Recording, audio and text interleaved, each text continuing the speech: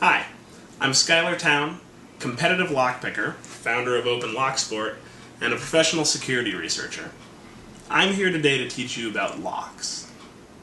Now, I love locks. I'm obsessed with them. The smell of brass and grease is invigorating to me.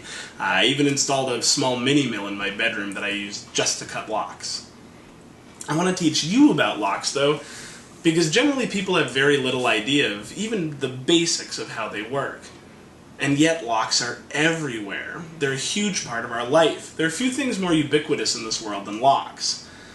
So, look around you. Think about all the locks you see on a daily basis. But if you don't know how they work, you don't know their failure modes, and you don't know how they could potentially be manipulated, or even the differences between different types of locks and what different security measures they might offer, then you can't make a real assessment of the security in your life. That's where I'd like to get to by the end of this class, where you can make an honest assessment of the security of your own life. So, to do that, we're going to cover several things. We're going to cover lockpicking, and we're going to talk a lot about pin tumbler locks in particular, and a couple of advanced concepts too. But the lockpicking is the big sticking part for some people, and I want to address the ethic of it right off the bat. I come out of the lock sport community, and we have a very strict line that we try to walk incredibly straight. You never pick a lock you don't own, and you never pick a lock that's in use. The reason behind the first rule should be obvious. You don't pick a lock you don't own, or that you haven't been given the explicit permission by the owner to pick, because it's not yours. I mean, that's just kind of our don't be a dick rule.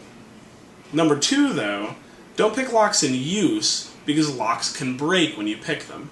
We'll talk about some of the failure modes later on in the course, but the important takeaway here is that once you've learned what I'm going to teach you, it's important that you don't go try to pick the lock on your front door or on anybody else's.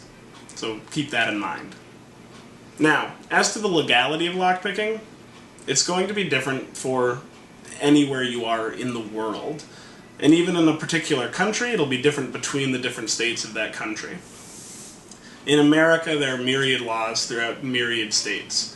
Where I am, there's no problem walking around picking locks. I used to pick in a local park. Used to go down to the bar with my friends, have a drink, pick some locks with them.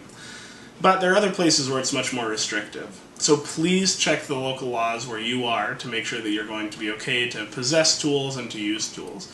And generally, as long as you're working through this coursework in the privacy of your own home, and you're working on things there, you should be okay. But definitely check in with your local laws.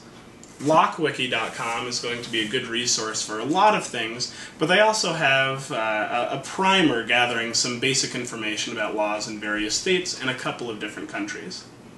Okay, with all of that covered, let's move on.